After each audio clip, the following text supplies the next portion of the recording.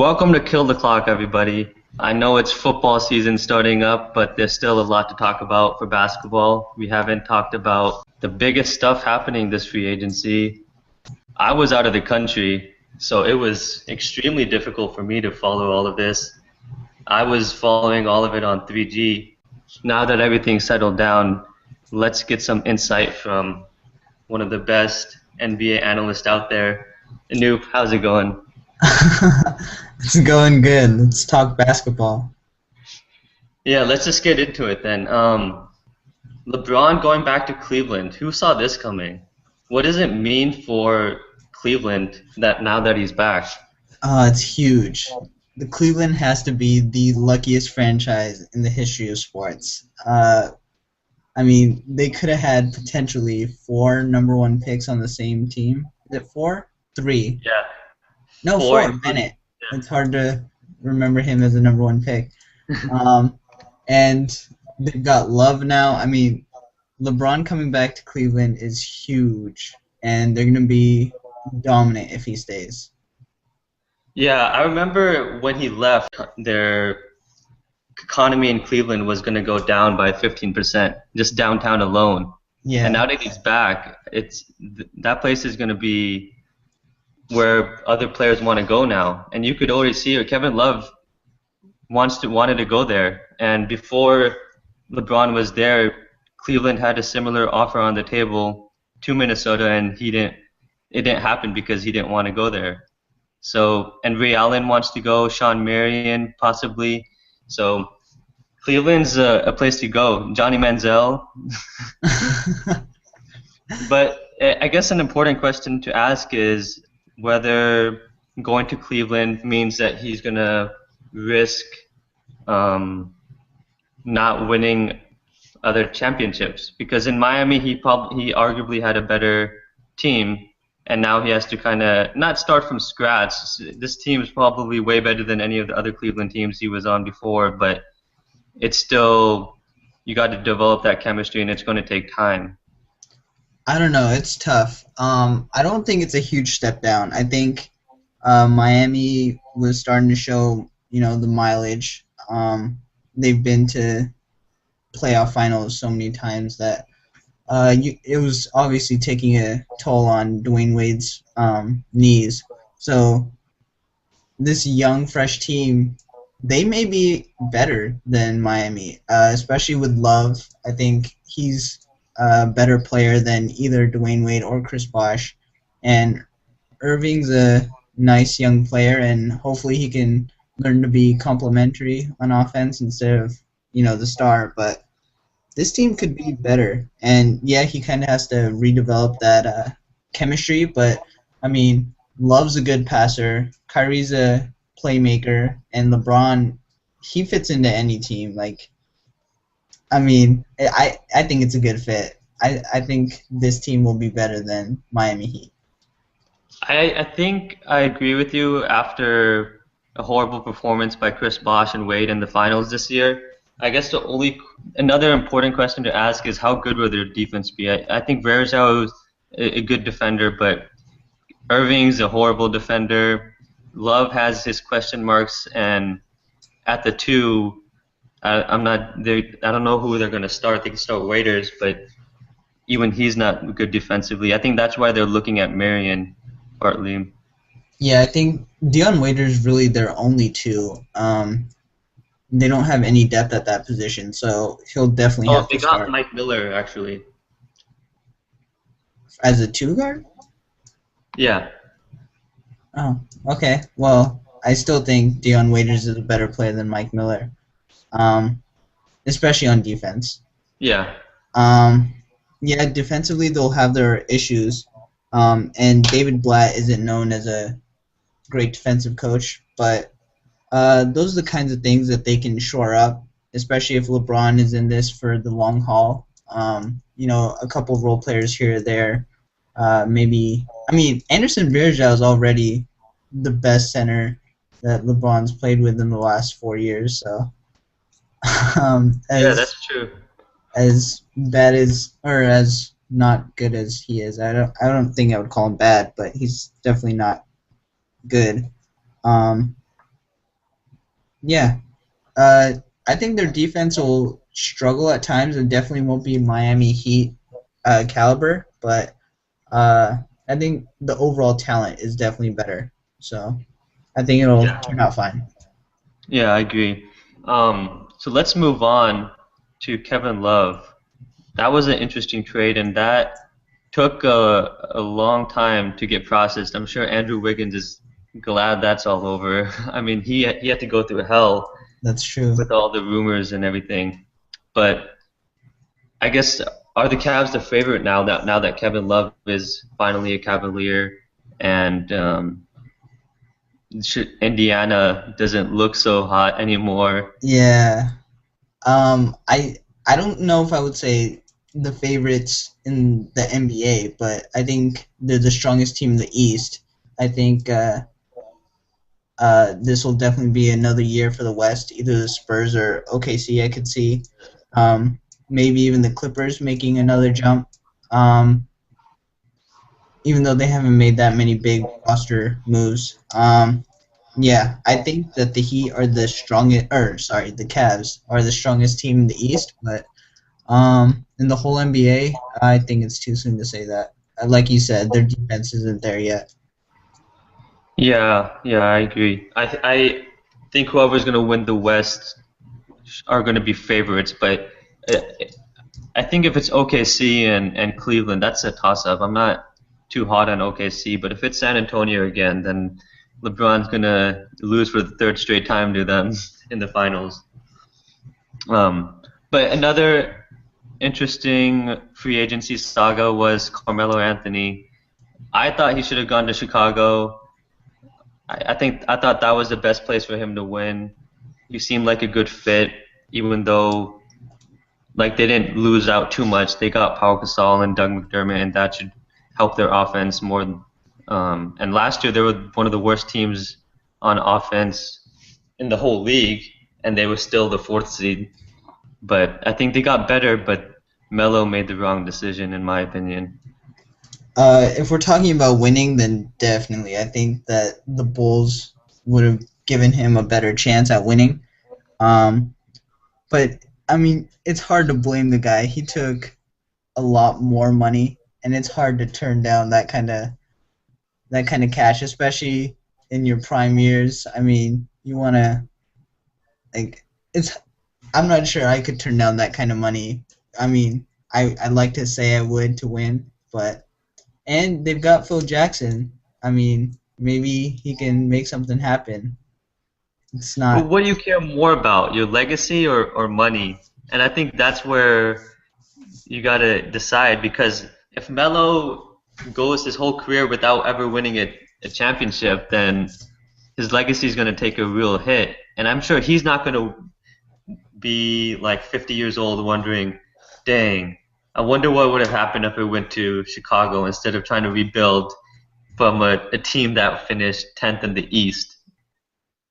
I hear you, but I mean, well, first of all, it seems like he made his choice. I think that was the choice, and he chose money. And like, I don't know if I could disparage him for that. Especially with all the noise he made coming to New York in the first place. And I mean, there's been so many reports that his wife would be very unhappy with moving to Chicago. So, happy wife, happy life, I guess. But I mean, money versus legacy. Can you blame him if he chose the money? Like that's No, I that's can't what blame he him. that's where That his was, values are. yeah, I can't blame him, but I think his legacy is going to take a real hit, and he understands that they're not going to win right away, and I think he's willing to wait and rebuild, but that's going to take a long time. Free agents aren't like desperate to go to New York, even though it's a big market. Free agents want to go where they could join other superstars and not New York just has one superstar right now, and that's Carmelo. And he could be a ball hog at times, and people wonder if you know they will really want to play with a guy like that. That's true, but as a basketball fan, are you kind of happy that he chose to stay with his team and not, make another super team. Yeah, I personally am kind of. I'd rather see the Melo type story than the super team type story. Even if Melo didn't do it for loyalty to his team, he did it for money. I mean, I'd rather see more parity in the league. I'd rather see more parity too, but I think Melo did it for the money and not for loyalty. We don't know for sure. I do like seeing guys like LeBron and KD going back to like the teams that they were drafted by or staying with their teams. So because it gives those small market teams a chance. But New York, I don't got any love for New York. They ruined. They had horrible management. They had horrible coaching the last few years. They just did not deserve Melo. And Chicago, I think I just would rather have seen Melo go to Chicago, but maybe But that's couldn't you just me. say the same about the Cavaliers? They could be the worst run organization in the NBA. They've had their share of dysfunction. Yeah, yeah. They're also the luckiest, and I wonder if I mean, yeah, I guess it's just a good story for LeBron, but that was more to do with loyalty, and you knew money wasn't involved as much, and I'm not sure if that was the case with Carmelo. That's true. So there are some free agents that haven't been signed, some big free agents, including Eric Bledsoe and Greg Monroe. But let's just talk about Bledsoe because I think this is an interesting case. He got offered a 48 million for 4 years contract, and that's 12 per year. That's more than Steph Curry. That's about what Ty Lawson got. And for a guy who's been injured so much, I actually think that's pretty fair. Yeah, I agree. I was just looking up Steph Curry's contract to make sure, and it looks like he's making 10, 11 mil a year. And for someone who has a similar injury history and who's really only had one dominant, half a dominant season, uh, 12 million a year sounds fair to me. Um, I mean, I could see him wanting more, especially with the new CBA that's coming around soon. A lot of players are looking for contracts to end in 2 years so that they can cash in on the bigger um, contracts after the new CBA. But for now, I mean, I see where Phoenix is coming from, and I'm not sure I would want to overpay for him either. But losing a player like Eric Bledsoe would be tough, and it seems like their relationship is quickly souring. So we could see Eric Bledsoe taking the qualifying offer. Yeah, that's what Chris Broussard was actually reporting on that. That's seems like the most likely case, and you know, I don't know if he takes the qualifying offer, then is he more like he's probably less likely to stay the next year, and he's going to get more money if he stays healthy in the next year too. That's Um, true. I just I he's asking for 5 million max pretty much, and I just don't think that's fair. But I 5 year get why he's max. 5 year max. Is that what you meant? You said 5 Yeah. million max. Oh yeah, 5 year max. My bad. Yeah. And yeah, I just don't think it's fair for a guy who's been injured so much. And um, you see a lot of guys already. LeBron signed a 2 year contract. Lance signed a 3 year contract, took less money, and Wade also. So these guys are waiting. They know that more money is on the way after the new television contract uh, gets finished. So I understand Bledsoe's point of view. If I was him, I would just sign a 2 million deal for like 2 years. 24. Yeah, a 2 year deal. I keep doing that. A 2 year deal for a 24 million, and then see what happens when the max is expected to increase. Yeah, that's what I mean. I would do in his position too, but who knows? Maybe that's not on the table. Maybe the Suns don't want to do that. I don't know. It's a tricky situation that they're in, and you know, it's weird. It's kind of like the reverse of the Pelicans Suns, where Eric Bledsoe really wanted to go to the Suns, but um, the Pelicans matched. Or It's Eric Gordon, oh, who did I say? Bledsoe. Oh yeah, Eric Gordon. Sorry. Yeah. Um, yeah. So now it looks like that kind of like resentful relationship might happen, and I mean, Eric Gordon suffered a lot of injuries in his time with the Pelicans, and I'm skeptical that all of those were not play throughable. um, but I mean, we'll see. Are you Hopefully, saying are you saying Gordon backed out of games because he just didn't want to play for that team? I think so. I think there were minor injuries that I mean he could have, if he was playing for a team he wanted to play for, he would have powered through. But who can say really? This is all speculation. But that was my perception at the time. Right, right. Yeah, it's so hard to be a restricted free agent, and I bet it's like tough on Bledsoe and Monroe right now because everyone else has been signed. This market is saturated. Everyone has spent their money to some extent, or they're saving it for next year. And then there's teams like Philly who have just a bunch of money, but they're not going to spend it because they just want to tank. Right. And so it's basically they got to negotiate with the only team that seems to, or that the team that they played for, even though they just want to go where they could get the most money. Yeah, it's a risk. Kind of a similar situation happened with Pekovic and the Timberwolves, but the Timberwolves ended up giving him a lot of money. Anyways, so uh, hopefully it all works out. I'm a big fan of Bledsoe. I love the way he plays, and I hope he succeeds wherever he goes. So Phoenix actually has they drafted a point guard in Tyler Ennis from Syracuse, who's a good point guard, Hmm. and they signed Isaiah Thomas for about 7 million per year, which is it's a fair contract. Kings management would disagree otherwise, but um, it's there's an interesting statistic that is saying possession, no points per game while Dragic was on the court was about 108, while just Bledsoe was on the court without Dragic was 100.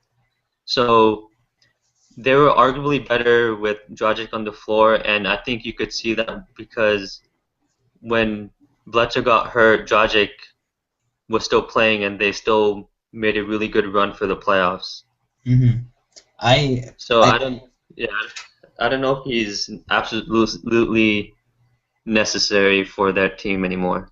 right. I think they do have a lot of good point guards, good young point guards that could kind of do what he does. But at the same time, you kind of hate to lose a player with that much talent for nothing.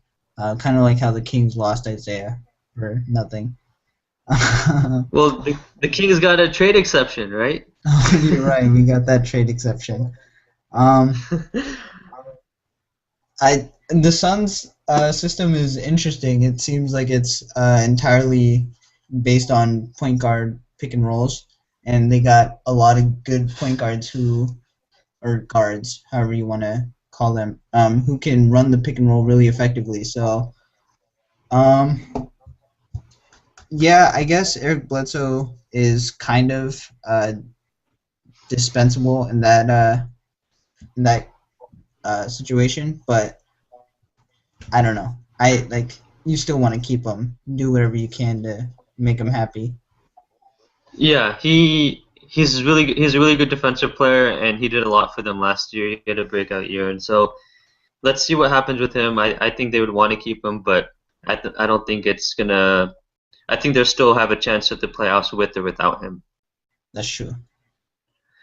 So let's move on to another recent incident, the Paul George injury. That was one of the most, I guess, horrific basketball injuries I've ever seen. That's probably top three on my list. The other two are the guy from Louisville who got hurt, and had a kind of similar gruesome injury, and then the other one that was coming to mind was the Sean Livingston one, where his just kind of knee was bent, and Right. both of those were pretty crazy. So, I, but this one was bad in another way in that the the rim pole actually should have been further back, or it's further back in the NBA, Right. but when it comes to international basketball, I guess they move it forward, and it looked kind of forward, and I wonder if that kind of caused the injury to some extent. Yeah, that's what a lot of people were saying. I think it's because they were practicing at a college gym. So I guess in college the basketball stanchion is 2 feet closer. Um, it's definitely something that needs to be looked at. But I also heard a lot of reports that were saying that regardless of where the stanchion was, that kind of injury only happens if there was some sort of pre-existing microfracture or strain or something there. So um, it's horrible to see. It was a big blow to basketball as a whole. Paul George was probably a top 5 player in the league, and it's bad news for Indiana fans who just got their team decimated this offseason. Yeah, first they lost Lance and now Paul George, and now they're gonna have to rely on Roy Hibbert and George Hill to try to make the playoffs in the East, which is going to be harder because a lot of teams got better in the East. And doctors say that he's going to make a full recovery, whether that be 7 months to a year. So I'm hopeful for Paul George, and I think he's going to be fine. Yeah, I hope that he recovers. Hopefully he can come back at the same level. Um, but I think it'll be tough. It looks real bad. Just visually, I'm not a doctor. That's how I judge these things.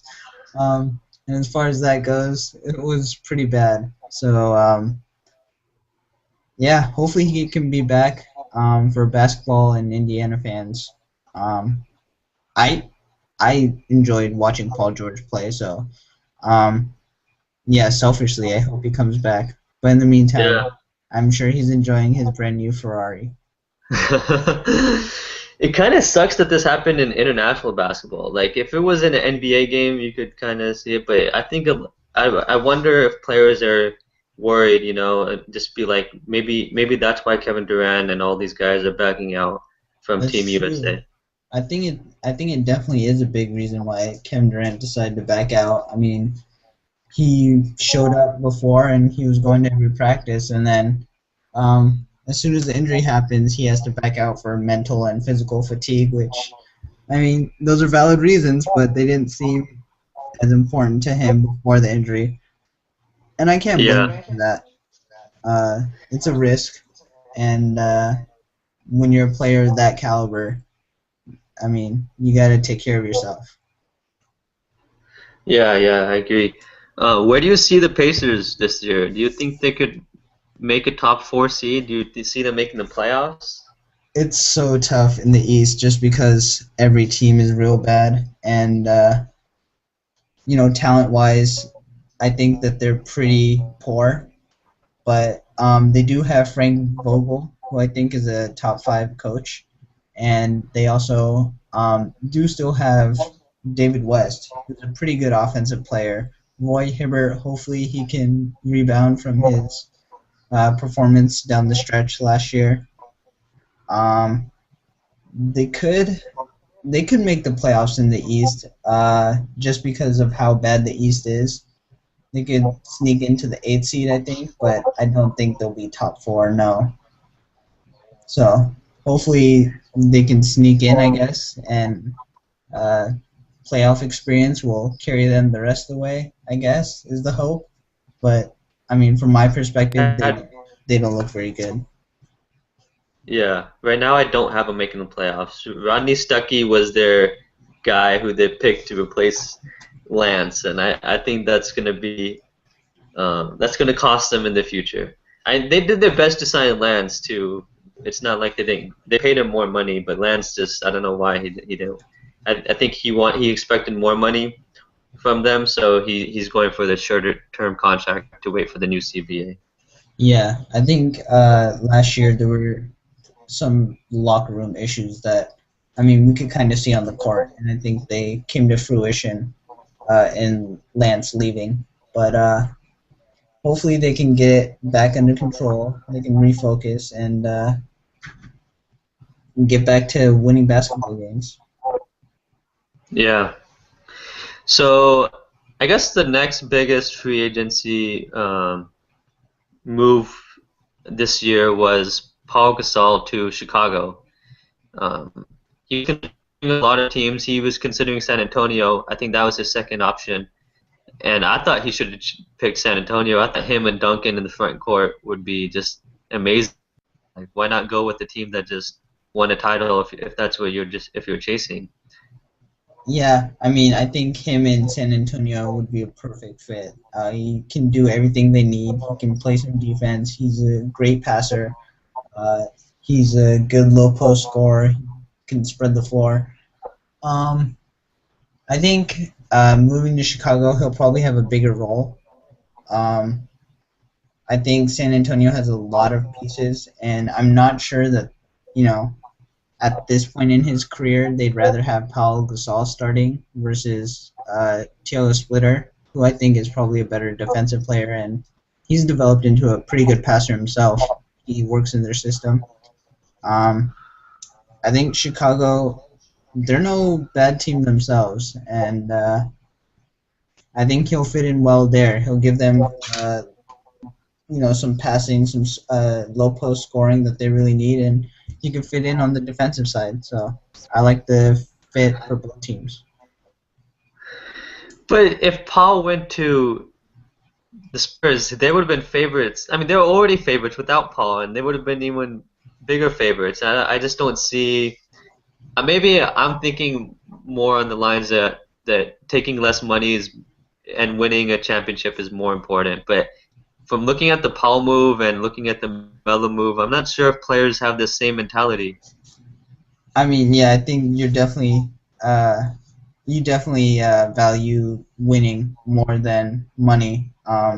But it's a hard choice when you're staring at even $1 million more. That's a lot of money. That's uh, more money than a lot of people make in their lifetime. So I mean, I can't blame them.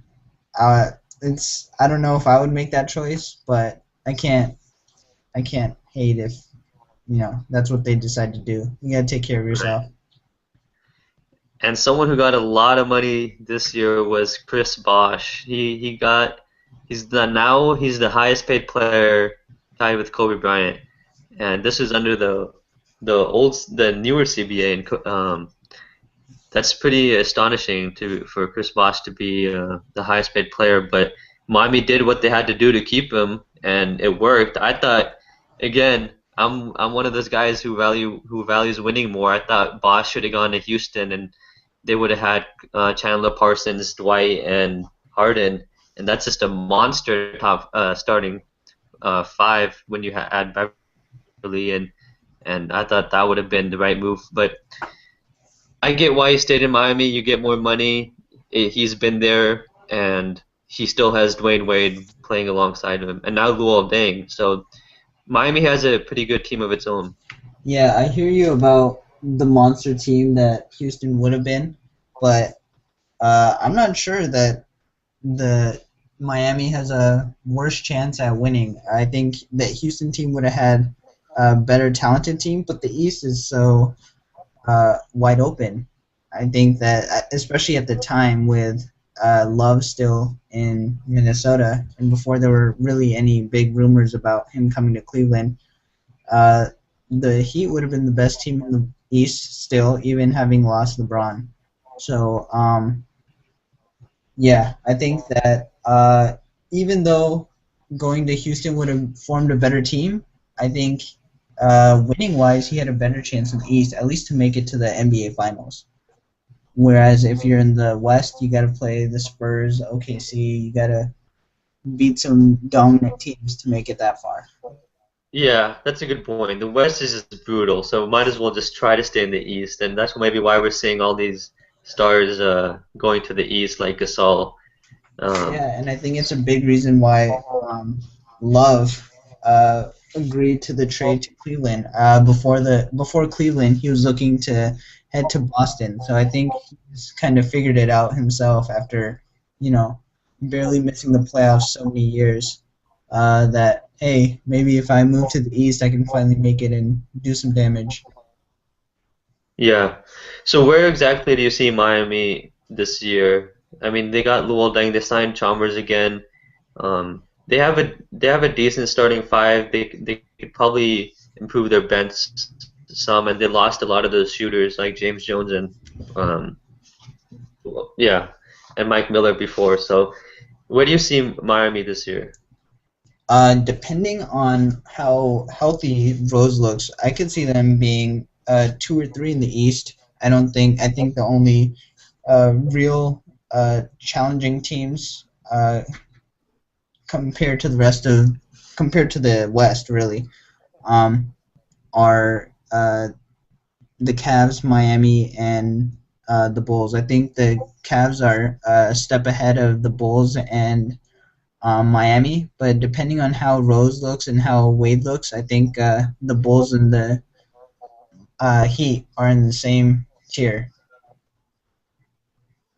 Yeah, I think that's the top three teams in the East, but I'm gonna put Chicago and Miami in a tier of their own, and then Miami in a tier under them, just because they relied so much on LeBron for so long, especially last year. That team would have been dead without him. And I know Dang is a very good small forward, but they're gonna have it depends on the health of Dwayne Wade. If he could become the playmaker like he was, somewhat near 2006 to 2008, then they're gonna have a really good shot. But he has to regain that MVP type caliber performance That's in a true, season.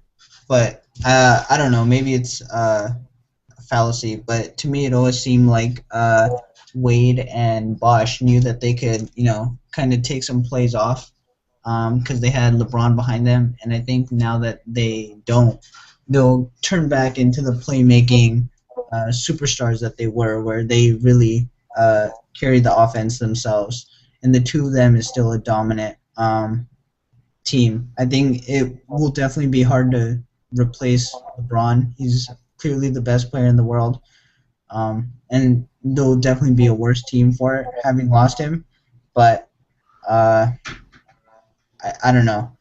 I'm skeptical of Rose's health still, and even though they did pretty well without him last year, uh, I think that he could still give them a run for their money.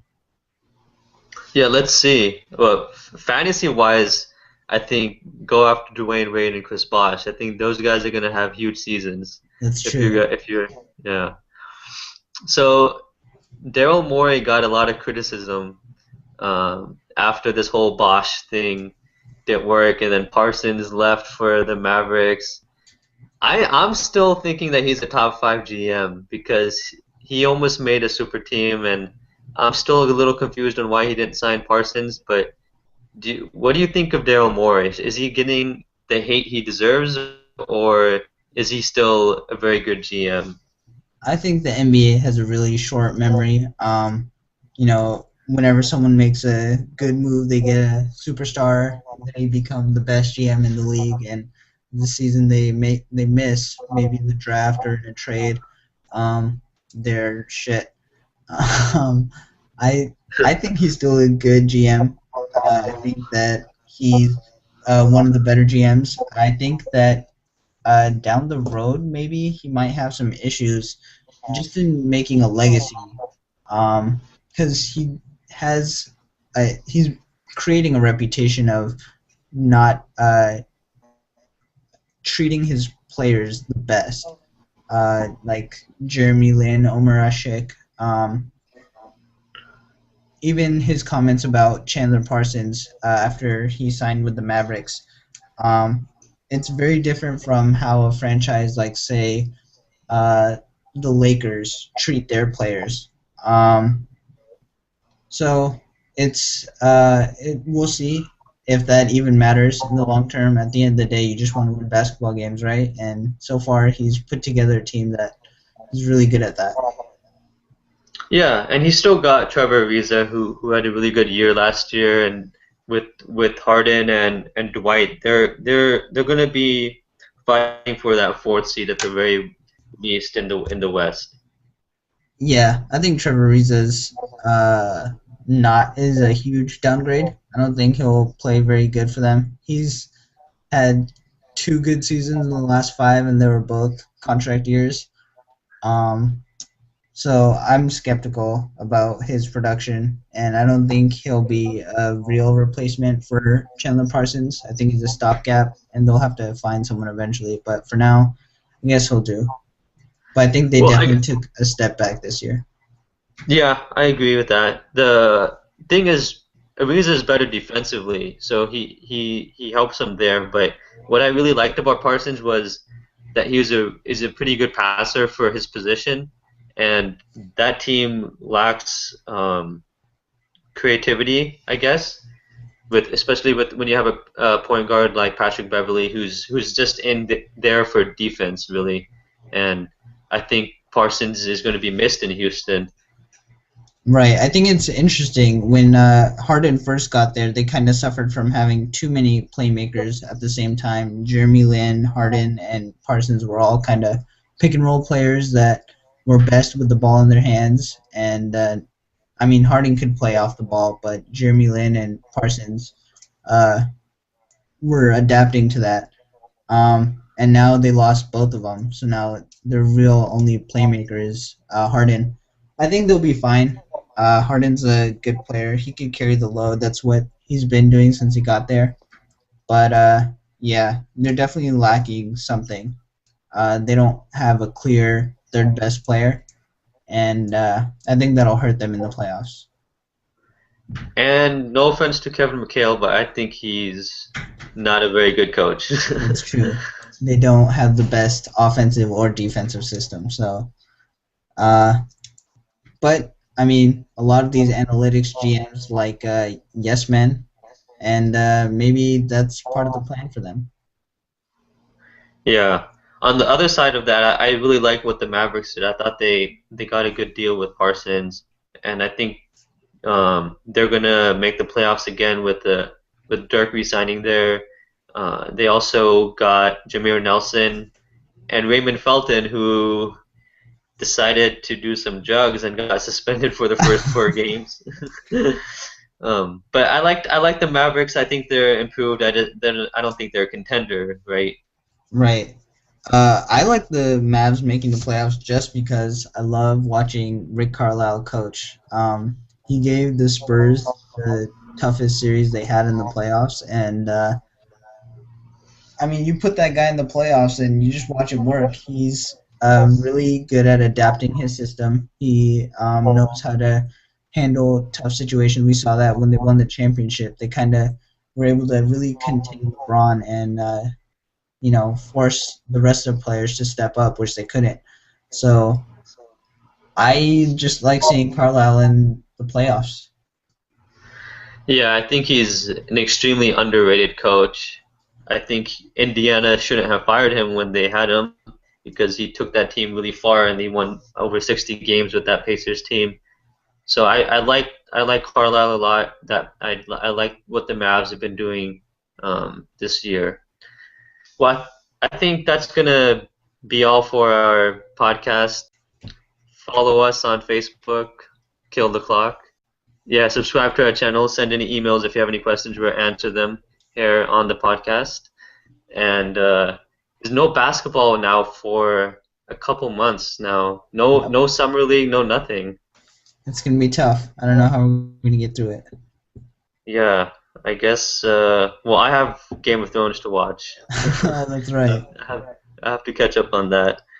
But yeah, it sucks for you guys. Okay, that's going to be all for Kill the Clock. Thanks for joining us. Thank you.